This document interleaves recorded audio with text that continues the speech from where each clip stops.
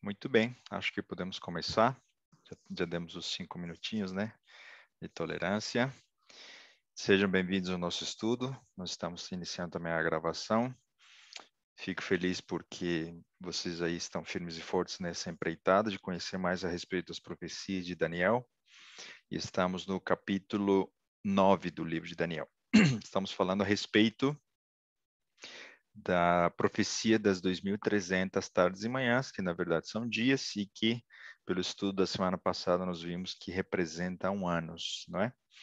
Então, para iniciarmos nosso estudo, nós vamos pedir a bênção do Espírito Santo, vamos fazer uma oração. Tá bem? Oremos.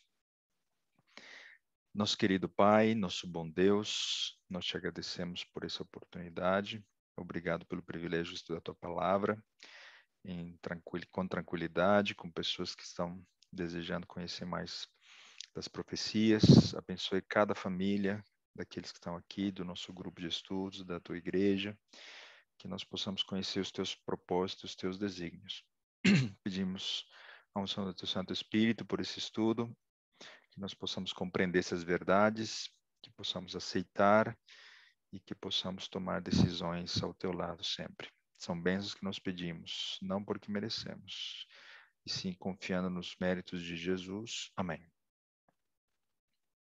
Muito bem. Nós vamos iniciar falando de que hoje nós vamos falar sobre o dia da expiação. Vocês se lembram que nós estamos falando daquele versículo muito conhecido, Daniel capítulo 8, versículo 14. Né? Estamos pegando em profundidade esse versículo da Bíblia. Até 2.300 tardes e manhãs e o santuário será purificado. Então, nós vamos ver como agora o assunto do santuário está conectado com a interpretação correta dessa profecia e qual o evento que vai ocorrer num determinado momento, definido pelo fim da profecia das 2.300 tardes e manhãs, tá bom? Então, para quem não veio na semana passada, não assistiu, nós começamos com uma recapitulação rápida a respeito da primeira parte da profecia das 2.300 tardes e manhãs, que eram as 70 semanas, né?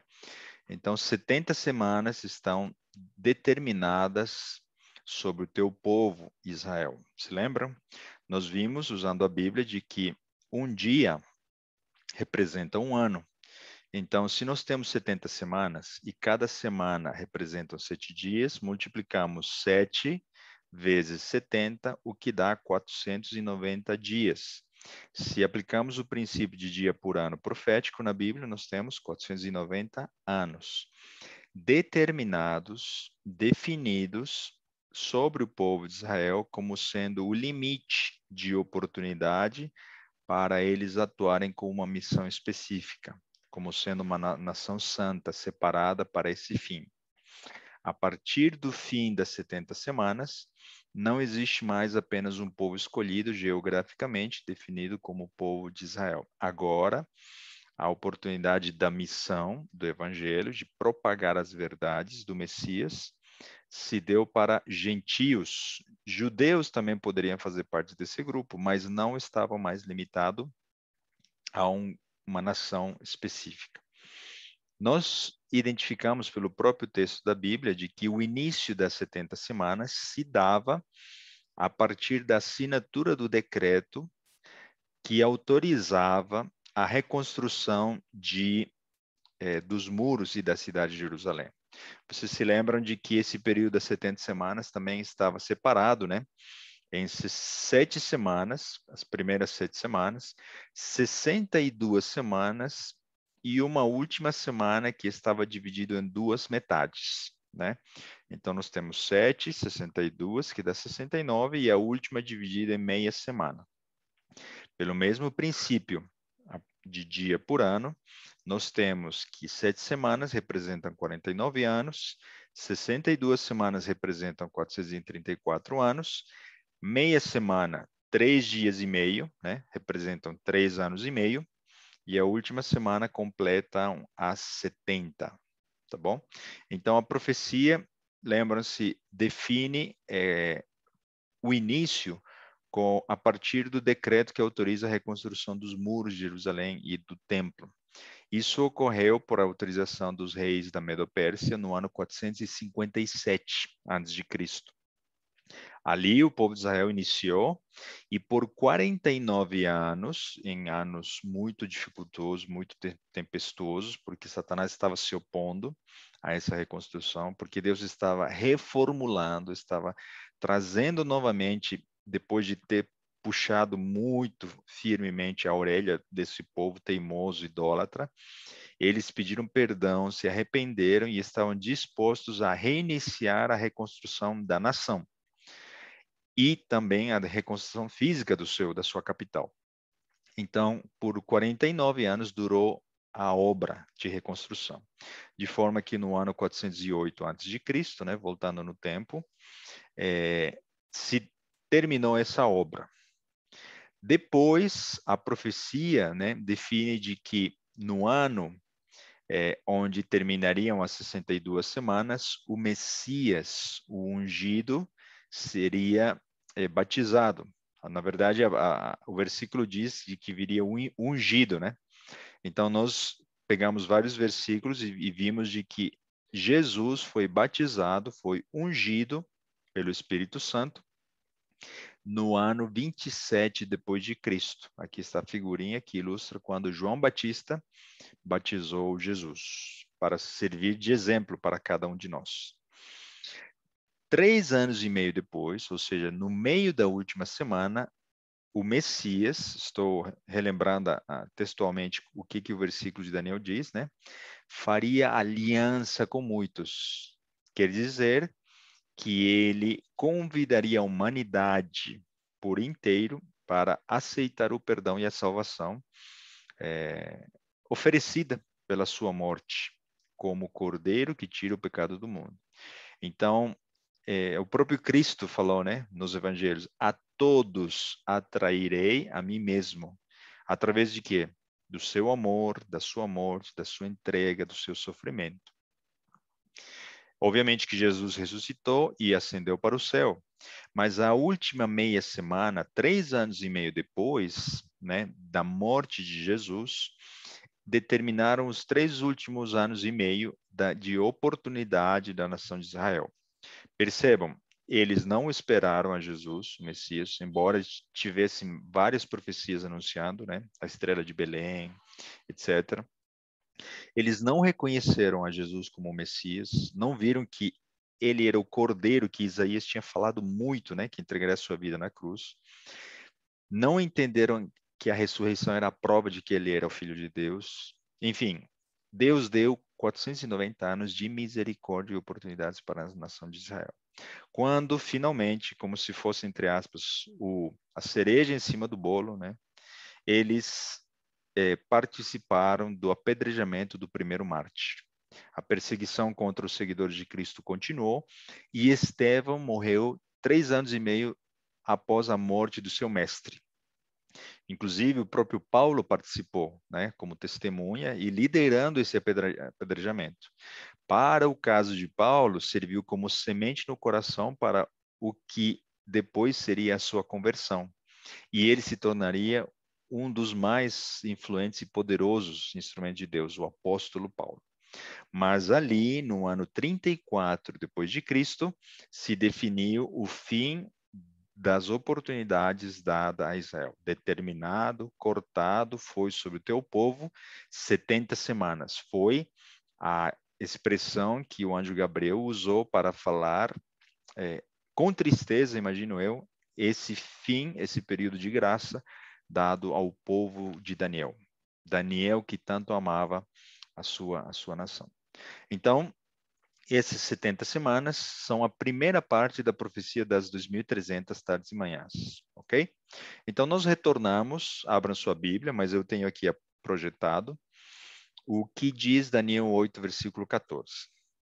Novamente, lemos e diz assim, até 2.000, ele me disse quem? O anjo, né? O anjo Gabriel. Até 2.300 tardes e manhãs, e o santuário será purificado. Ou seja, uma tarde e uma manhã define um dia, e um dia equivale a um ano. Ou seja, nós temos até 2.300 anos a partir da reconstrução de Jerusalém, e então o santuário será purificado. Então vamos continuar com o nosso diagrama e vamos ver de que as 70 semanas já explicadas na semana passada e hoje recapituladas definem a primeira parte dessa profecia. Quanto tempo resta para o fim dos 2.300 anos? Eu preciso retirar de 2.300 anos, vou fazer essa continha matemática que está aqui em amarelo, vou retirar de 2.300 anos, vou retirar 490 anos, que representam as 70 semanas. Então, essa diferença resulta em 1.810 anos, ok? Então, para saber quando terminam os 2.300 anos, eu vou adicionar ao ano 34, 1.810 anos. Isso resulta no ano de 1844, depois da morte de Cristo. Para entendermos, então, o que aconteceu em 1844, nós vamos estudar uma frase, a purificação do santuário, a partir do slide seguinte. Como eu disse, uma coisa é você entender os números, os períodos, os eventos, e outra é entender os eventos que estão por trás, a simbologia, tá bom? Então, o mais importante desta profecia são duas coisas. Primeiro, o Messias, seu ministério, seu batismo, sua morte. E segundo, o que aconteceria no ano de 1844? O próprio texto de Daniel nos fala, a purificação do santuário. A pergunta é, qual santuário?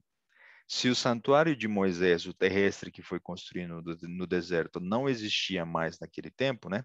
Se Jesus, quando ele morreu, rasgou o véu do alto para baixo e a lei cerimonial tinha perdido total importância, qual santuário seria purificado então a partir de 1844? Nós vamos entender e vamos responder essas perguntas a partir desse slide, tá bom? Mas para a gente se localizar novamente na linha do tempo, eu queria que vocês lembrassem, né, que nós estamos fazendo um estudo progressivo a partir de Daniel 2, né, os metais.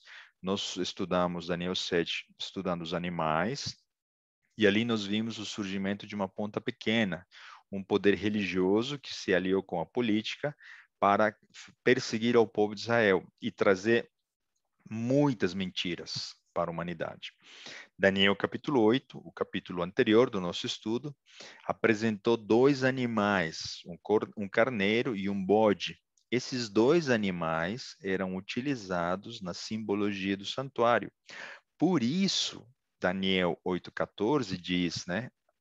Até 2.300 tardes e manhãs, e o santuário será purificado. Não foi à toa, em vão, sem nenhum motivo, que Deus escolheu esses dois animais que eram sacrificados e participavam da simbologia do santuário. E, novamente, surge em cena um chifre notável, que cresceu muito e que perseguiu e mentiu e criou uma religião desviada da verdade, se uniu com a política. Estamos falando do chifre, a ponta pequena de Daniel 7, é o mesmo chifre notável ou chifre pequeno de Daniel capítulo 8. Tá bom? Então, por isso, o contexto macro, o contexto geral é o assunto do santuário. E para entender o que ia ocorrer em 1844, nós precisamos estudar o assunto da purificação do santuário. O assunto da purificação do santuário pode levar pelo menos uns 2 estudos, mas não vamos entrar em tantos detalhes. Mas para entendermos o assunto da purificação do santuário, precisamos entender o mínimo possível o assunto do santuário. E ali eu também posso dizer para vocês, porque nós participamos de uma série, né, na igreja do Jaraguá, não lembro o ano, 2017, 18, onde por 15 estudos nós estudamos o assunto do santuário. É um assunto maravilhoso, espetacular, é impressionante. Eu diria tanto quanto nós estudamos até aqui, tá? O assunto do santuário é aquele que conecta todas as verdades da Bíblia de forma magistral. E eu vou, na próxima meia hora, explicar o assunto do santuário com a ênfase na purificação desse santuário, para que vocês possam enxergar e entender o que ocorreu no ano de 1844, tá bom? Então, eu sei que tem pessoas que já conhecem o assunto, vai ser uma recapitulação, mas o meu interesse é nas pessoas que conhecem pouco ou nada a respeito desse assunto, tá bom? Então, tudo começa com uma iniciativa divina. Vejam como Deus falou para o seu servo Moisés no deserto, depois de ter retirado eles do Egito. E em Êxodo 25, 8 e 9, Deus diz o seguinte a Moisés: E me farão um santuário e habitarei no meio deles, conforme a tudo o que eu te mostrar, para modelo do tabernáculo e para modelo de todos os seus pertences. Dois comentários aqui.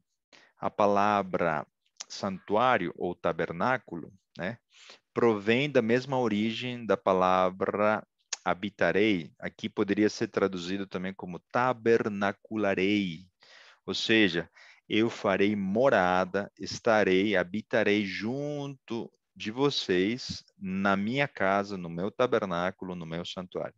Vejam o desejo de um pai amoroso pela sua nação, pelos seus filhos, de querer estar do lado, geograficamente do lado. Segundo comentário, existia um modelo, né, lá no céu, e eu vou falar isso com mais detalhes depois.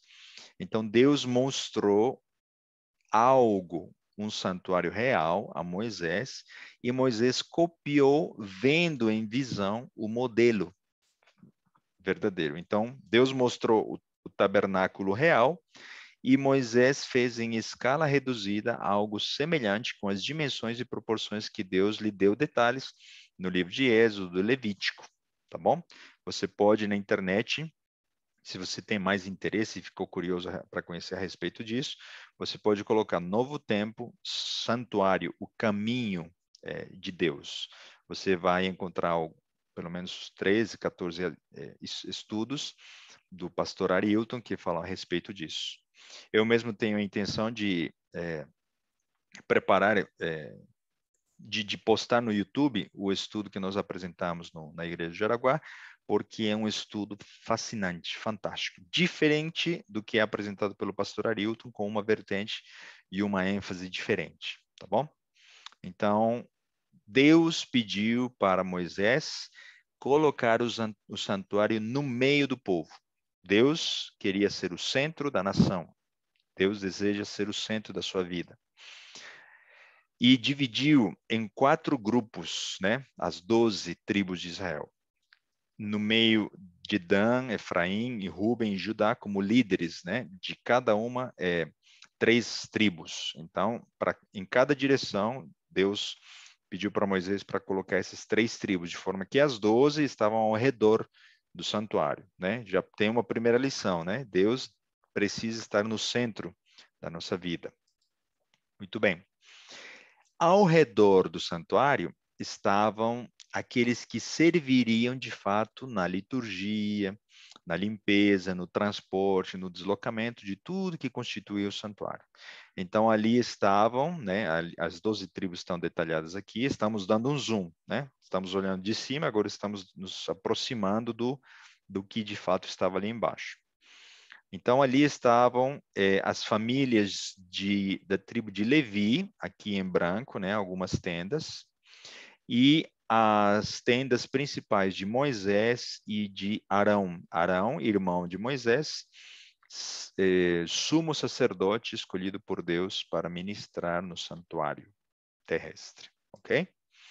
Então, como eu comentei, os Meraritas, aqui nesse lado de cima, os Gersonitas e os Coatitas eram descendentes de Levi, filhos, né?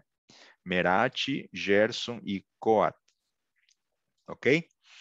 E do lado da entrada estavam as tendas e as famílias de Moisés e Arão. E ali nós temos, então, visto de cima, essas pilastras que eram fechadas com cortinas e que definiam o átrio do santuário. E aqui existiam dois móveis e aqui estava, de fato, a tenda, né, do tabernáculo. Tá bom? Então, dando zoom, agora falando do santuário, aqui estão as colunas e as cortinas que fechavam. E aqui em azul está a entrada, por onde entravam os sacerdotes e os penitentes. O primeiro móvel que se encontrava no pátio, mais conhecido como átrio, era o altar do sacrifício, e o segundo era a pia. E dentro estava a tenda, o tabernáculo, que era dividido em dois compartimentos.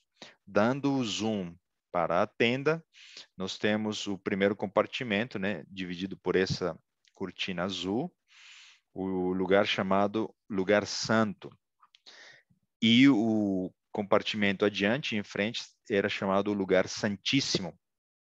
No Lugar Santo, o local de acesso era por aqui, tá bom? Vindo do átrio para dentro da tenda.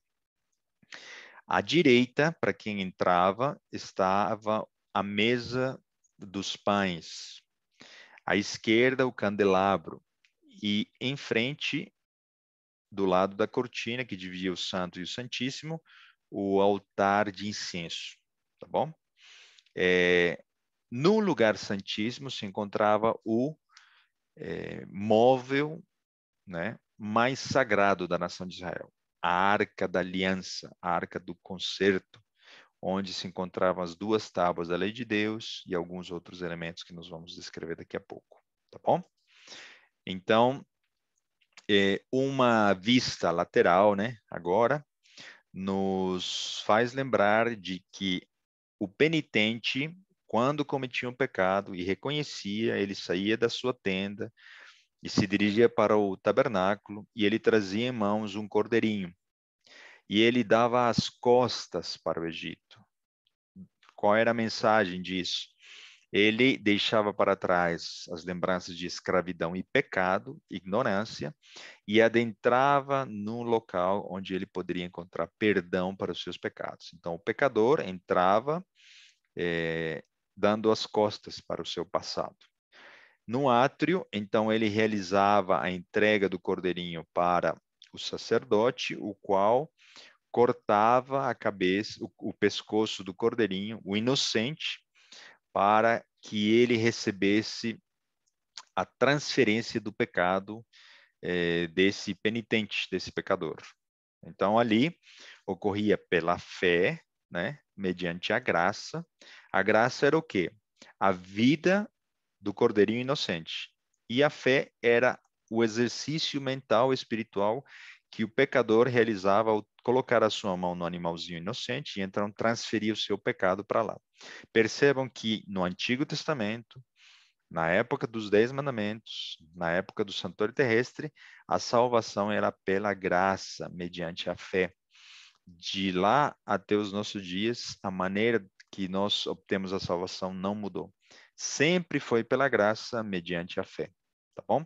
Nunca pelas obras e nunca pela obediência aos 10 mandamentos de Deus.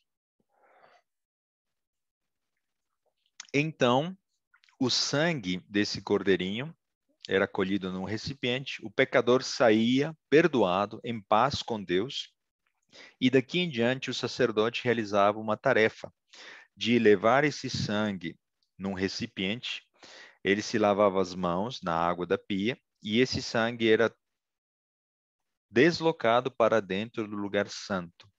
Aqui ele realizava um ritual diário, e ele aspergia nessa cortina o sangue que era acumulado através da morte desse cordeiro.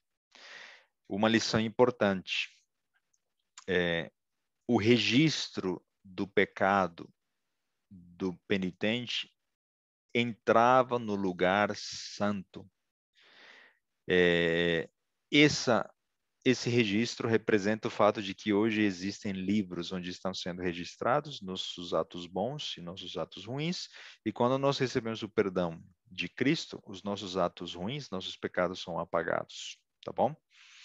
Então percebam que o santuário era uma escola de salvação. Deus estava ensinando aos seus filhos como Deus retiraria o pecado de dentro do coração e da mente deles e colocaria em algum lugar que nós vamos entender daqui a pouco, tá bom? O santuário é o caminho de retorno para Deus. Como podemos estar diante da presença de Deus sem sermos fulminados e exterminados? Para que nós estejamos diante dele, um dia lá no céu, nós precisaremos abandonar o pecado, deixar, sermos perdoados, e Jesus proverá para nós um manto de justiça que nos permitirá estar diante da presença de Deus sem sermos eliminados pelo seu poder e pela sua glória. Então, o santuário é o caminho de retorno para Deus, é uma escola de salvação, é uma escolha didática uma escolha didática, né, feita por Deus para nos ensinar os principais elementos da salvação. Finalmente, e uma vez no ano, o sumo sacerdote, que era também um sacerdote, mas o mais especial de todos, ele entrava dentro do lugar santíssimo para expiar o pecado da nação inteira que se acumulou por um ano, naquele dia que era o dia mais sagrado, o feriado, o dia sábado, né? Entre aspas, sábado, porque eles chamavam de sábado os dias de festas. Então, aquele dia era o dia mais consagrado pela nação como um todo, a pedido de Deus, todos se purificavam, se lavavam e estavam em oração e plegária, porque o sumo sacerdote estava representando a nação inteira de Israel, pedindo perdão por todos os pecados acumulados que tinham sujado a cortina do santuário. Tá bom? E aquele dia, esse santuário, se Deus assim o aceitasse, era purificado e havia júbilo, festa, alegria na nação inteira, e a nação iniciava um novo ano com as oportunidades novas, né? O livro era a página do pecado era virada e um novo livro, né? Do zero, como se nós pudéssemos falar assim, com novas oportunidades eles poderiam reescrever novas páginas com novos rumos para essa nação. Então percebam que Deus estava querendo trazer várias lições para esses penitentes e esses pecadores e até, inclusive, para nós. Eu vou falar aqui agora, bem rapidamente, dos móveis do santuário. No átrio, do lado de fora da tenda, né? Isso aqui é uma maquete em tamanho real que construíram lá no deserto. Aqui estava o altar do sacrifício, que tinha nas suas pontas como forma de chifre, e aqui o cordeirinho era sacrificado, tá bom? E aqui está a pia, em escala, onde tinha água, ok? Para o sacerdote lavar as mãos. Então, essas eram as dimensões. Vejam como esses móveis eram transportados. Já Deus tinha provisto o meio para isso acontecer, porque o êxodo, né, a caminho da nova terra, eles transladavam no local onde Deus indicava, eles desmontavam e montavam novamente. Por isso que era uma tenda desmontável, tá? No lugar santo estão aqui, com um pouquinho mais de detalhes, a mesa dos pães, o candelabro e o altar de incenso, ok? O candelabro tinha 7 braços, ok? E o azeite era o combustível para acender o fogo. E acreditem vocês podem encontrar mais detalhes no livro de Levítico. Fogo enviado por Deus, né, que era queimado através do azeite, era escolhido para iluminar o lugar santo. Não era qualquer fogo. Deus mesmo estava provendo isso para os sacerdotes. Por isso é que quando os filhos de Eli, eles forneceram fogo estranho, aceso pelas suas próprias, né, habilidades, Deus os puniu imediatamente quando isso aconteceu. Tudo no santuário era puro, santo, dedicado a Deus. Não se podia brincar, não se podia. Tudo era solene, tudo era com um simbolismo e uma mensagem muito, muito forte, tá bom? Então, esse aqui é o altar de incenso, onde aqui está um incensário, né?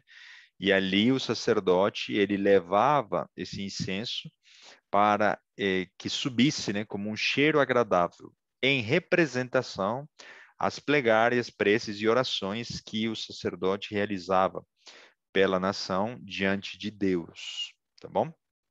Estou resumindo muito a respeito desses assuntos. A mesa dos pães. A mesa dos pães tinha 12 pães em representação das 12 tribos de Israel. O pão como alimento, né, que era provisto por Deus para alimentar o seu povo, para, né, satisfazer as necessidades físicas da nação inteira, tá bom? Está ali sendo representados. O alimento material e o alimento espiritual também estava sendo representado ali na mesa dos pães. Então, acabamos de recapitular bem rapidamente os 3 móveis do lugar santo, e no lugar santíssimo estava, então, o móvel mais sagrado da liturgia do santuário, a Arca do Concerto. Ela tinha mais ou menos esse aspecto. Isso aqui está em medidas proporcionais, tá bom?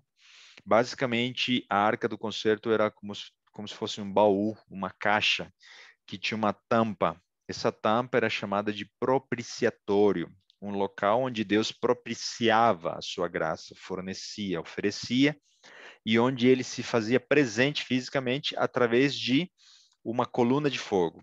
Quando Deus respondia e aceitava no dia da expiação a intercessão do sumo sacerdote pelos pecados do ano inteiro da nação de Israel, então o propiciatório se iluminava e do lado de fora da tenda se via uma coluna de fogo iluminando todo o acampamento no deserto e na escuridão que eles se encontravam. 2 querubins, né, figuras, moldes, né, esculturas, com as suas asas abertas e estendidas, simbolizando a proteção, né, que Deus estava querendo dar ao conteúdo interno da Arca do Concerto. Um detalhe interessante, apenas um pequeno parênteses: Lúcifer, Satanás, um dia ele era um querubim cobridor, cobridor porque com as suas asas ele era protetor da lei de Deus. Ele se afastou, escolheu o caminho errado, se tornou rebelde, inimigo, acusador dos seus companheiros, outros anjos, ok? Então, esses querubins estavam ali para proteger o conteúdo. Qual era o conteúdo dessa arca? As 2 tábuas com a lei de Deus escritas com o próprio dedo e entregadas nas mãos de Moisés. As 2 tábuas de pedra. O único trecho da Bíblia que foi escrito pelos dedos de Deus. O restante foi escrito, inspirado pelo Espírito Santo, escrito por mãos humanas. A vara de Arão, que floresceu por escolha divina, para que a família de Arão definisse a família dos sacerdotes, tá bom? E ali do lado uma porção do maná, alimento, pão, a comida dos anjos, a própria Bíblia diz isso, Deus otorgou e enviou para que o povo de Israel se alimentasse. A prova do cuidado, do mantimento e da alimentação de um pai amoroso para com seus filhos estava ali, uma porção do maná. Tá bom? Tudo tem uma simbologia, nós não estamos falando a respeito disso, não caberia, não teríamos tempo para falar da simbologia de todos esses elementos, mas de forma bem resumida, quando nós olhamos novamente o esquema do santuário de uma forma, né, lateral, nós podemos dizer de que o Egito representa a nossa vida de pecado, o nosso passado de ignorância, quando nós não conhecíamos o amor de Deus, a Bíblia, e muito menos o sacrifício de Cristo por nós. Nós representamos o pecador que iniciamos a nossa jornada aceitando o sacrifício de Cristo, o Cordeiro que morreu pelos nossos pecados. Esse altar de sacrifício representa o dia em que Jesus entregou sua vida na cruz do Calvário. Esse mesmo Jesus ressuscitou, né? Porque as águas representam também o batismo, e o batismo representa a morte da existência de um velho homem e o ressurgimento para uma nova vida de um novo homem. Esses dois elementos, o altar do sacrifício e a pia, representam o que Jesus faz por nós. Ele nos justifica. Pela fé, sem mérito nenhum, sem eu mesmo ter perdido, Jesus morreu por mim. Eu preciso apenas aceitar. Sem mérito nenhum, eu sou justificado. E num abrir e fechar de olhos, num instante, eu me torno justo diante de Deus pelos méritos do Cordeiro que tira o pecado do mundo. Tá bom? A jornada da salvação não termina aqui, ela precisa continuar. Não existe aquela definição de que uma vez salvo, salvo para sempre. Uma vez aceitado a Cristo, não preciso mais aceitar. Aceitei a Cristo, minha vida está, eu estou garantido no reino dos céus. Agora eu posso fazer o que eu quiser, que a graça dele é tão maravilhosa, tão grande, que cobre até mesmo os meus pecados futuros. Não, isso não é verdadeiro. Eu preciso continuar a minha jornada a caminho do encontro de Deus, iniciando um processo de santificação, ok? Deixo o pecado para trás, me torno justo através da fé, aceitando a graça, e inicio um relacionamento com Deus. Esse relacionamento com Deus me permite deixar que o pecado governe na minha vida. Agora eu passo pelo poder do Espírito Santo a controlar as minhas vontades e os meus desejos pecaminosos através de 3 elementos básicos. O pão representa a Bíblia. Eu leio a Bíblia, Deus revela a sua vontade para mim e eu ouço aquele que está se relacionando comigo. O altar de incenso, que representa as orações, é o meio pelo qual eu falo para Deus as minhas súplicas, meus pecados, né? Meus pedidos de arrependimento e as minhas inquietações, desejos, sonhos. Então eu oro, eu leio a Bíblia e como resultado desse relacionamento e comunhão com Deus, eu me torno uma luz. Eu sou testemunha viva de que Deus está transformando a minha vida. Ok? Então, 3 pilares definem a santificação: estudo da Bíblia, oração e testemunho.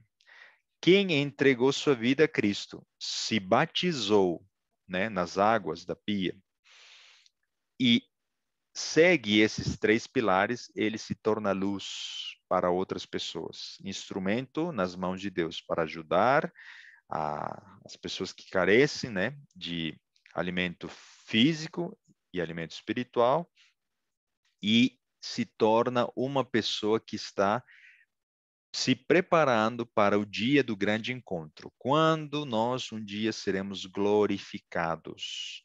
A glorificação é quando, na sua segunda vinda, Jesus retirará de mim a natureza pecaminosa e me entregará uma nova natureza, e então eu estarei com as minhas decisões preservadas, eu manterei a minha individualidade e eu estarei pronto para estar diante da presença de Deus.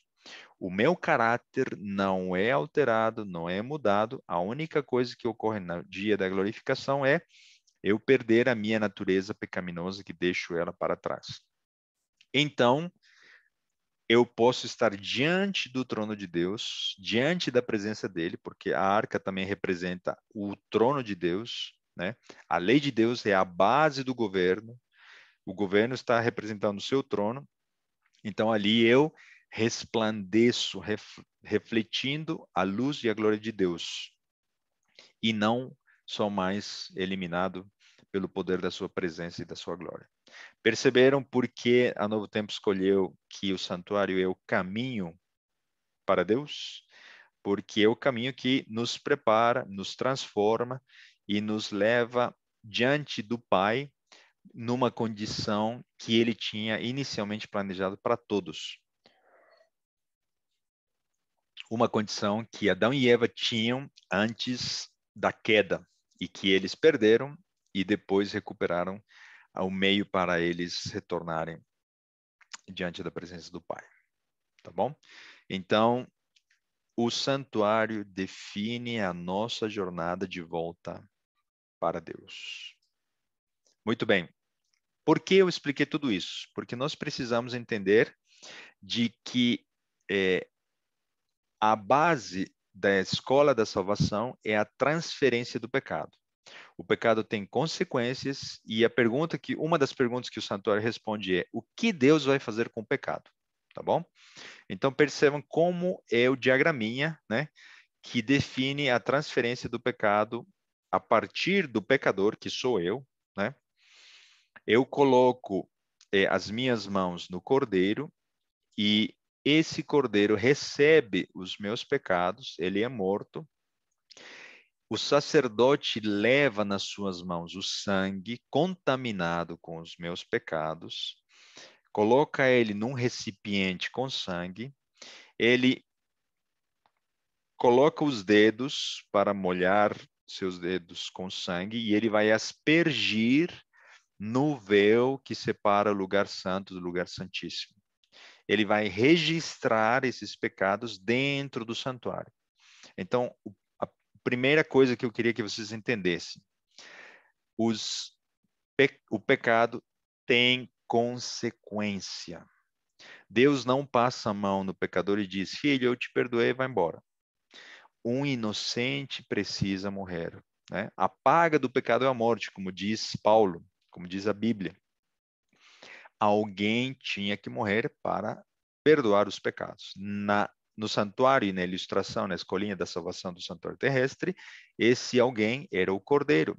Porém, esse cordeiro apenas representava Jesus Cristo, que de fato seria o cordeiro que tiraria o pecado de todos, né? De toda a humanidade.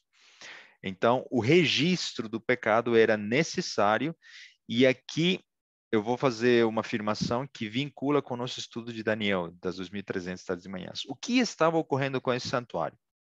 À medida que o sangue contaminado era aspergido na cortina que dividia o lugar santo e o santíssimo, esse santuário diariamente estava sendo contaminado. Perceberam? Os pecados transferidos de todos os pecadores diariamente, de manhã e à tarde, esse cordeirinho era morto.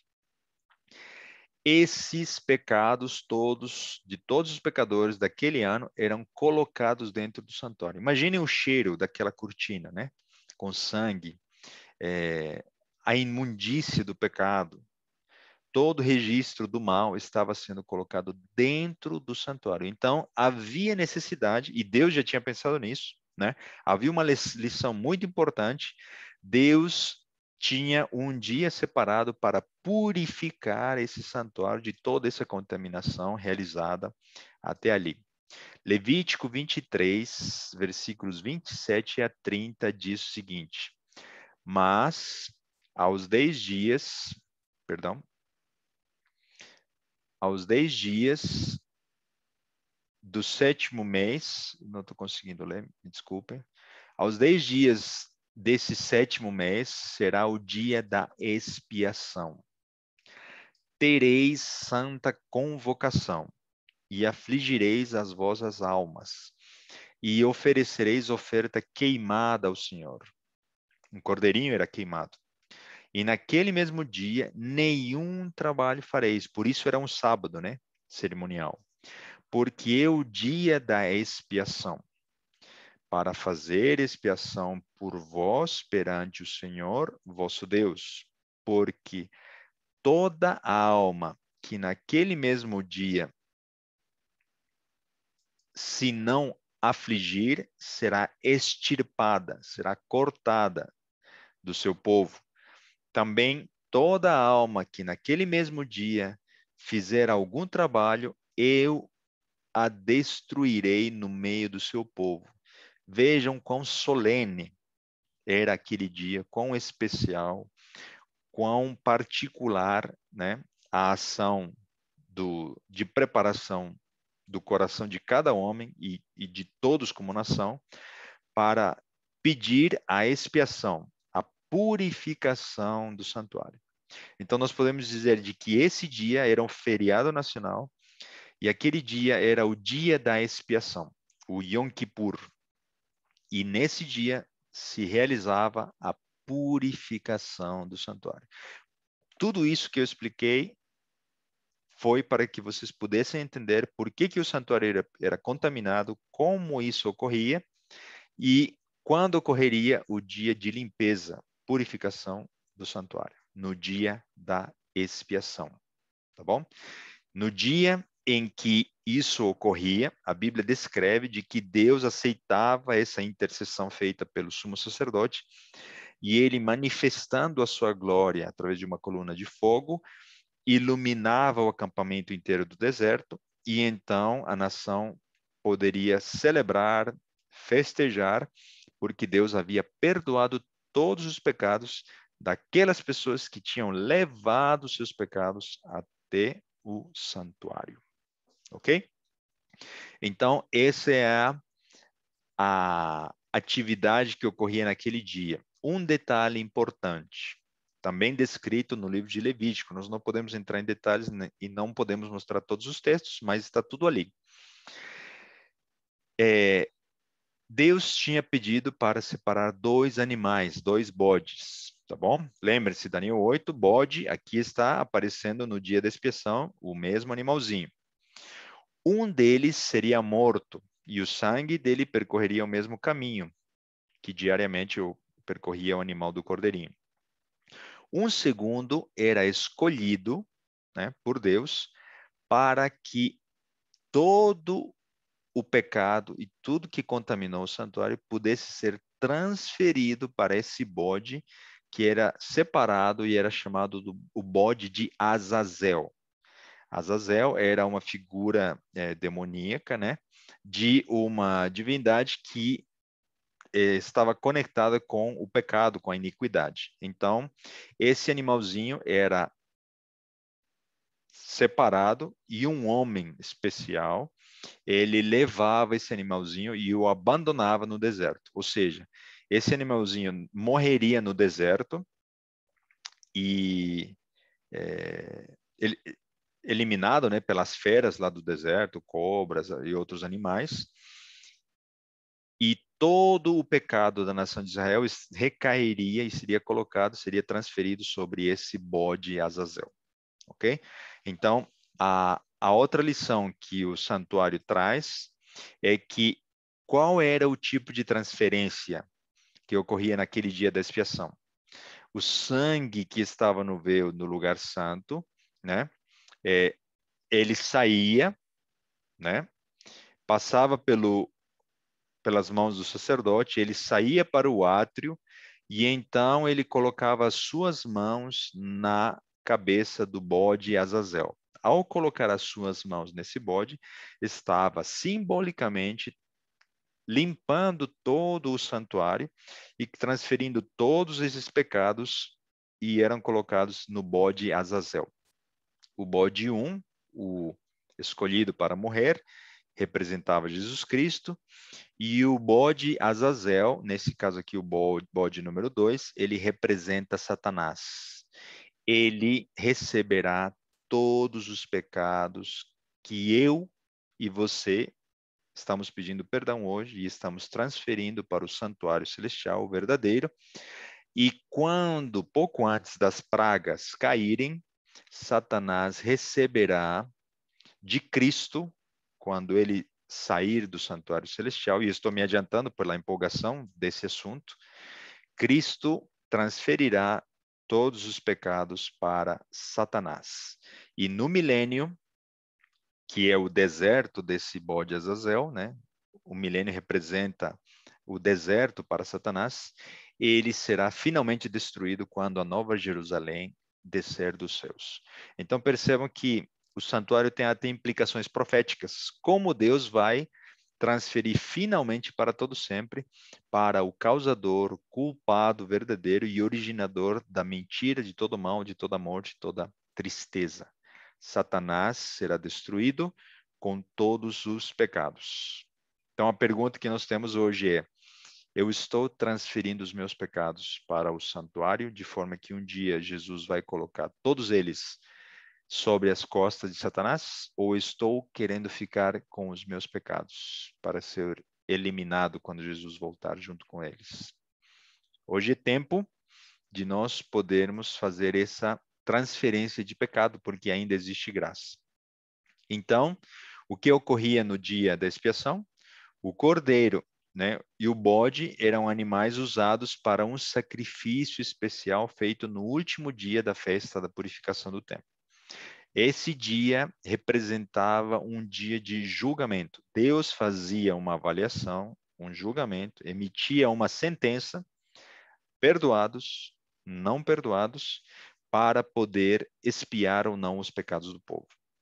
Quando Deus usa o cordeiro e o bode, né, no nosso capítulo de Daniel, capítulo 8 e 9, é porque está apontando para o fim dos tempos, para o juízo final, para a purificação do santuário. Não mais o santuário terrestre, e sim o santuário celestial, o santuário verdadeiro. E poderia dar muitas provas, é um assunto que amerita, né, um estudo, 2, mas para que vocês tenham a prova clara de que o santuário celestial existe, e foi aquele que Deus mostrou para Moisés copiar e fazer uma maquete, né? Porque o santuário terrestre era uma maquete do santuário celestial verdadeiro. Vejam o que Hebreus 9:24 diz. Porque Cristo não entrou em santuário feito por mãos, figura do verdadeiro, porém ele entrou onde? No mesmo céu, para comparecer agora por nós diante de Deus. Quer dizer que Jesus, depois de ter morrido na cruz do Calvário, ele não está entronizado, não está de braços cruzados, né? Esperando o dia da sua segunda volta. Ele está numa missão de continuar agora não mais como cordeiro, e sim como sacerdote, continuar a jornada. Jesus, na verdade, quando ele ascendeu aos céus, ele adentrou no lugar santo, ok? E o que ocorreu então no ano de 1844? E esse parêntese gigantesco que eu abri para explicar o santuário e o dia da expiação é para nós concluirmos algo que vocês precisam entender nesse estudo. No ano de 1844, Jesus deixou o lugar santo e entrou no lugar santíssimo para iniciar a expiação, a purificação do santuário celestial. Ok? Então, ao tempo de ser uma escola de salvação, o santuário é uma profecia que diz quando Jesus morreria, quando Jesus se tornaria sacerdote, quando se tornaria sumo sacerdote e quando abandonaria as suas vestes sacerdotais para voltar pela segunda vez para nos buscar. Desde 1844, Jesus se encontra no lugar santíssimo. Ele entrou, né, com o incenso, por isso que as nossas orações podem ser ouvidas, porque alguém como nós que sofreu, que sentiu o peso do pecado, está intercedendo perante o Pai, né, pelos nossos pecados. Então, vejam que o ano de 1844 foi especial, porque a obra de juízo, a purificação do santuário celestial deveria começar naquele ano, ok? Desde 1844 começou a purificação do santuário. E Jesus está ali mostrando as suas feridas, né? Ele, a diferença do sacerdote terrestre, ele está levando o sangue contaminado não no recipiente, ele está levando nas suas veias. Sim, é isso mesmo que você ouviu. O sangue de Cristo está contaminado lá no céu, porque ele ainda não transferiu esse sangue, simbolicamente falando, para o bode Azazel, que representa Satanás. Um dia, e daqui a pouco, se ele permitir e quiser, isso vai acontecer. A purificação do santuário terrestre, o dia da expiação, o feriado nacional, o dia do Yom Kippur, ocorria, né, onde o sacerdote passava do lugar santo para o lugar santíssimo. O 10º dia do 7º mês, no calendário judaico, ocorreu no ano de 1844, no dia 22 de outubro. E desde aquele dia, desde aquele ano, Jesus está ministrando no último compartimento do santuário celestial. A qualquer hora, a qualquer momento, Jesus pode abandonar aquele local e não haverá mais graça, não haverá mais oportunidade. O Espírito Santo será retirado e estaremos à mercê dos últimos eventos, o derramamento das pragas, né?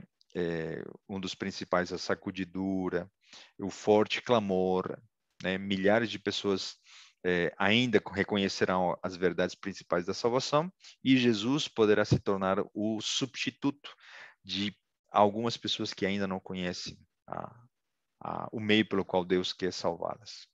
Então percebam, na terra ocorria um cordeirinho, um lugar santo e um lugar santíssimo. No santuário celestial, né, verdadeiro santuário ilustrado pelo terrestre, também ocorria, Jesus entrou no lugar santo e ele entrou no lugar santíssimo no ano de 1844. Tá bom? Então, nós podemos agora, depois de ter explicado tudo isso, entendermos o que ocorreu no ano de 1844. Essa figurinha agora faz sentido para todos vocês. Jesus se encontra como sumo sacerdote ministrando pelos meus e pelos seus pecados. Hoje é dia de arrependimento. Hoje é dia de pedir perdão a Deus pelos meus pecados, para que eu possa transferir os meus pecados para o santuário celestial. Se eu não fizer isso por livre e espontânea vontade e eu reter sobre mim esses pecados, eu não confessá-los diante do Pai, né, através de uma oração em nome de Jesus, eu vou ser eliminado no dia em que Deus vai eliminar o pecado e todos aqueles que querem continuar abraçando o pecado dentro de si.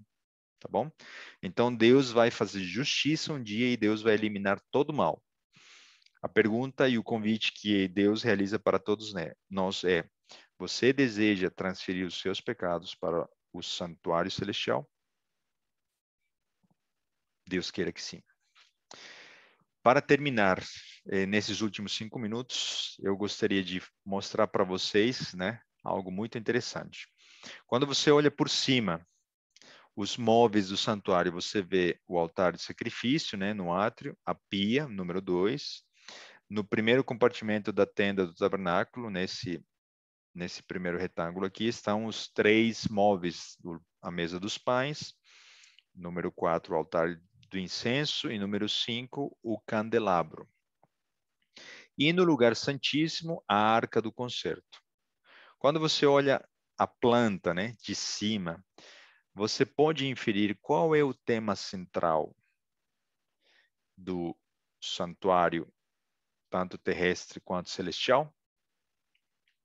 Qual é o meio pelo qual nós retornamos ao plano inicial? Qual é o meio pelo qual nós podemos ser transformados para não sermos eliminados diante da presença de Deus? Qual é o único caminho, verdade e a vida pelo qual nós podemos receber perdão dos nossos pecados diante do Pai? A cruz, Jesus, ele é tudo no santuário. Jesus, ele é o Cordeiro, Jesus, ele é a ressurreição, Jesus é o pão de vida, a sua palavra.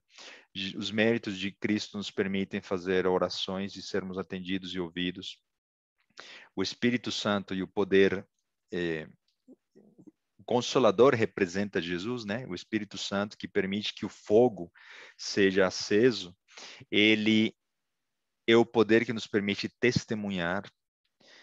Jesus guardou toda a lei de Deus e nos ensinou para que nós pudéssemos também guardarmos toda a lei de Deus pelo poder e pela graça de Cristo, não pelas nossas próprias forças, porque isso é impossível. Então, a cruz, Jesus, o amor de Cristo, é o tema central de todos os símbolos descritos no santuário terrestre e no santuário celestial. Vejam quais são as principais verdades que se encontram no santuário, começando pelo altar de sacrifício, vamos avançando de baixo para cima, né, do número 1 até o número 6. A salvação pela fé em Jesus, precisamos aceitar a morte de Cristo na cruz do Calvário. Uma vez agradecido e apaixonado por esse amor, eu entrego a minha vida a Cristo no batismo por imersão. Eu preciso ser submerso completamente dentro das águas, num batismo verdadeiro por imersão. Eu, então, aceito pela palavra de Deus e começo a ler e aprender mais a respeito dos ensinos, em representação dos pães, né, da mesa. Número 4, eu posso, pela fé, orar a Deus, pedir intercessão a Cristo pelos meus pecados e pedir intercessão pelo meu próximo. O Espírito Santo é outorgado a mim como um dom e eu posso, então, refletir o caráter de Cristo através do fruto principal, que é o amor, né? E as suas diferentes características, paz, benignidade, bondade, longanimidade, domínio próprio, etc. Lembram-se dos 3 pilares da santificação? E no lugar santíssimo, a mediação de Jesus Cristo, né? Porque ele estava presente no propiciatório, a lei de Deus, incluído o sábado, e não alterado, porque nenhum outro mandamento poderia ser alterado, nem um jota, nem um tio, e o maná, o alimento dos anjos, representam uma reforma de saúde que precisa ocorrer no povo de Deus. Ok? Então, estas são as principais lições que se encontram, existem muitas outras, tá? Mas essas são as principais que Jesus deixou, que Deus deixou registradas na escolinha da salvação. O dia da expiação representa o assunto do juízo, do julgamento. Ninguém vai para o céu imediatamente após sua morte. Haverá um juízo antes. O deserto onde o bode Azazel era enviado, ele representa o milênio, que ocorrerá após a segunda vinda de Cristo. E o bode Azazel representa Satanás, que receberá todos os pecados de toda a humanidade, que pediu perdão e pedirá para então se salvar. Tá bom? Todos aqueles que fizerem, né? Não toda a humanidade. Todos aqueles que aceitarem esse sacrifício. Vejam quão maravilhoso é o assunto do santuário, quão espetacular, quão lindo, como magistralmente Deus integrou todas essas verdades numa figura ilustrativa, num simbolismo, né, apropriado para entendermos essas verdades. Vocês acham que o inimigo, o chifre pequeno, os instrumentos do mal, a ponta pequena, aquele poder religioso apostatado, que desviaria o povo, né, e a humanidade para as mentiras, vocês acham que ele deixaria passar todas essas verdades e ilustrações da salvação? Esses poderes, instrumentos do mal, iniciaram uma jornada de eliminar uma a uma todas as verdades inseridas na escola da salvação, o santuário. Vejam como, de baixo para cima, o inimigo foi propondo, através desse poder, a ponta pequena, o chifre pequeno, mentiras ou verdades alternativas. A salvação pelas obras, você paga, você faz penitências, executa obras, mesmo até boas, né, de ajuda aos outros, mas em troca você recebe a salvação. pelos seus méritos, salvação pelas obras, foi substituído pela fé. O batismo verdadeiro, que era por aspersão, foi trocado por batismo por, perdão, o verdadeiro é por imersão. Foi substituído pelo batismo por aspersão, apenas algumas gotículas, né, caindo na cabeça de um bebê. Jesus se batizou adulto.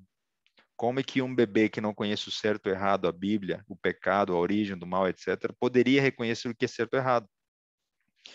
Então, o batismo por aspersão ou por infusão substituiu o verdadeiro batismo por imersão. O catecismo e as tradições desse poder substituíram a palavra de Deus como uma única regra e norma de fé.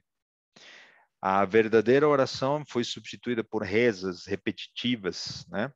Você confessa e pede perdão pelos seus pecados ao Pai em nome de Cristo. Agora você pode alternativamente fazer isso no confessionário e através do pedido de intercessão por milhares e centenas de santos e até mesmo Maria, né? Como nós estudamos quando nós estudamos o chifre pequeno.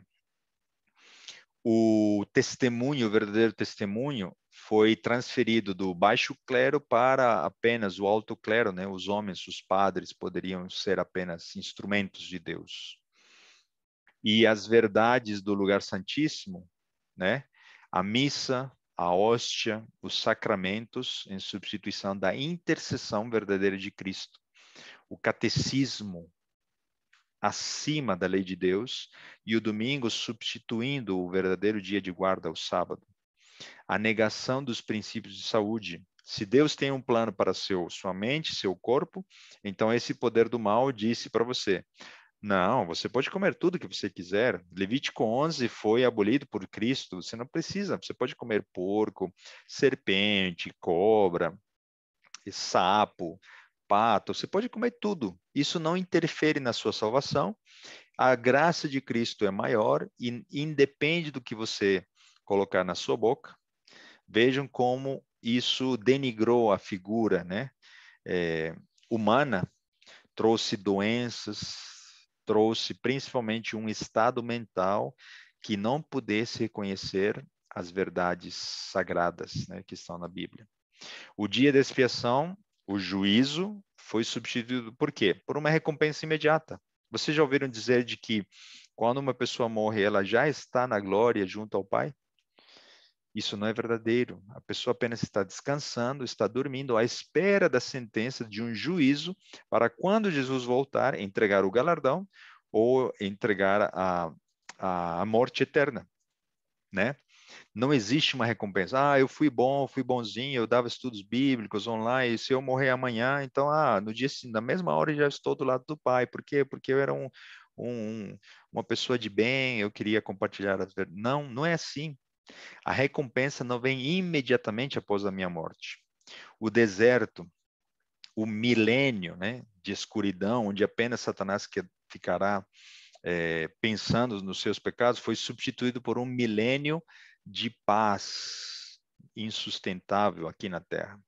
E o bode expiatório, que representa de fato a Satanás, esse poder denegriu, perdão, essa não é a palavra correta, ele distorceu a figura real de Satanás. Satanás passou a ter chifres, cauda, tridente, se pareceu com algo, como um monstro. Ele é um anjo caído, não tem aparência mais bela, mas ele não é nenhum monstro, né, de 7 cabeças. Alguns, né, até podem pensar que ele não existe ou que ele é um monstro, etc. Tudo é através da própria estratégia de Satanás ao usar esse poder religioso para trazer todas essas verdades por terra. E o mais interessante, e eu vou terminar com esse slide, é que Deus não deixaria passar e não permitiria que essas mentiras perdurassem para todo sempre. Deus, através dos séculos e os últimos anos, foi resgatando, restaurando as verdades do santuário uma a uma. Por volta do ano 1300, os Lollardos, né, John Wycliffe, trabalhou muito e foi usado por Deus para traduzir a Bíblia. Se o papado e o catolicismo impediram o acesso da Bíblia, esse homem protestante, fez com que a Bíblia chegasse a milhares de pessoas para que eles pudessem conhecer a verdade. Em segundo lugar, né, por volta do ano 1400 e 1500, Deus chamou um homem, Martinho Lutero, iniciou um movimento de reforma, os protestantes, né? Martinho Lutero fixou as 95 teses de justificação pela fé num templo, né, lá na Alemanha, e aí vieram os luteranos. Quando Martinho Lutero leu na Bíblia de que a salvação é pela fé, então ele disse: eu não preciso me castigar, fazer penitências, não preciso caminhar ajoelhado, pagar tributos ou nada pelo estilo para os sacerdotes. Pela fé eu posso ser salvo. Foi a verdade que transformou a vida desse homem.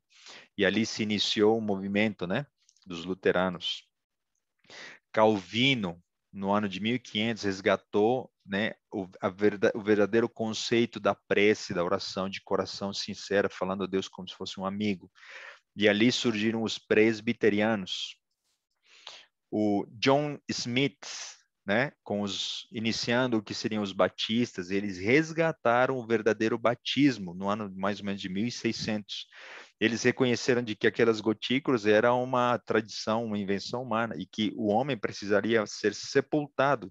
Por fração de segundos, ele precisava deixar de respirar para ele entender de que um velho homem estava morrendo e uma nova criatura estava surgindo pela fé.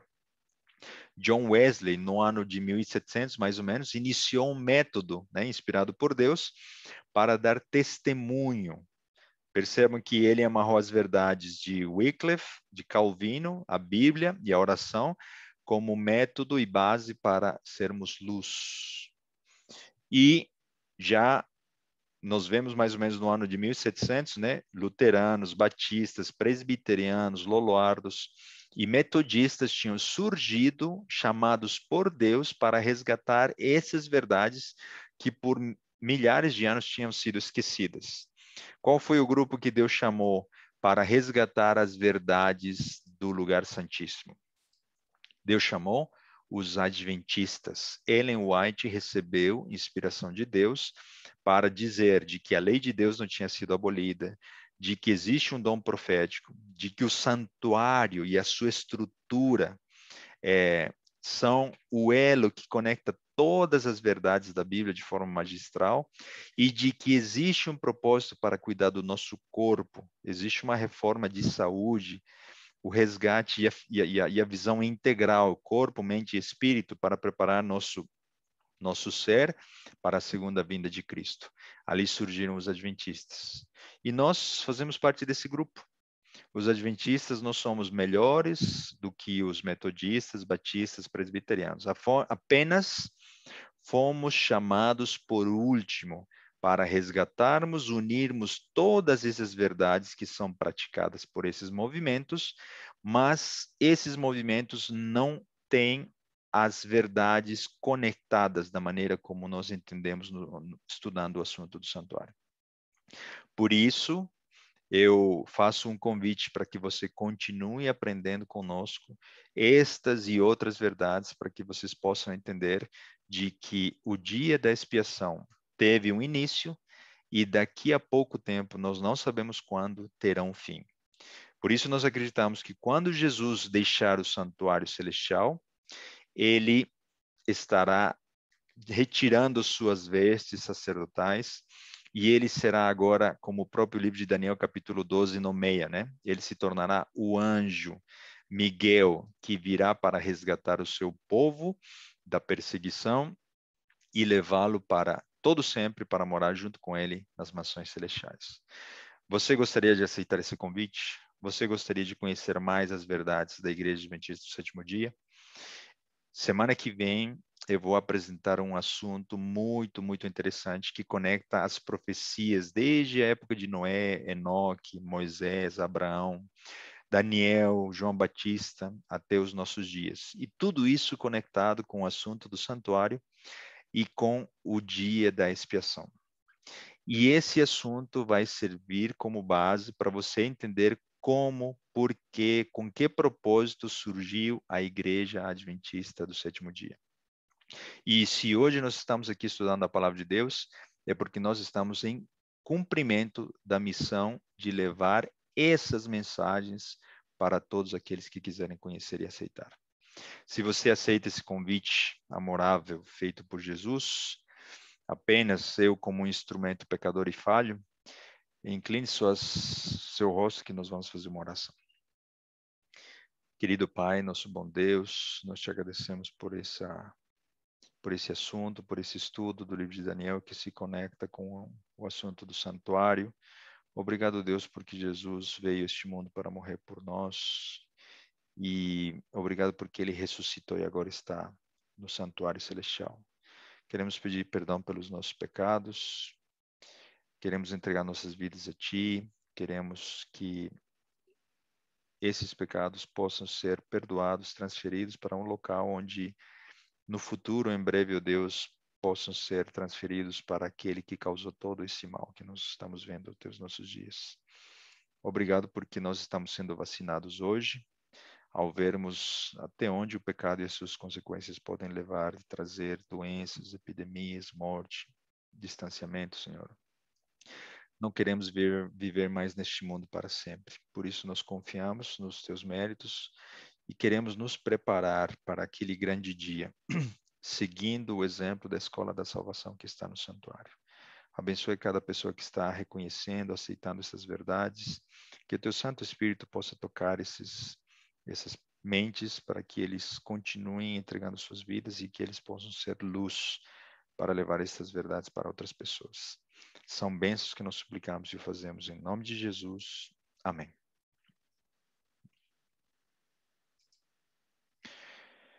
Muito bem.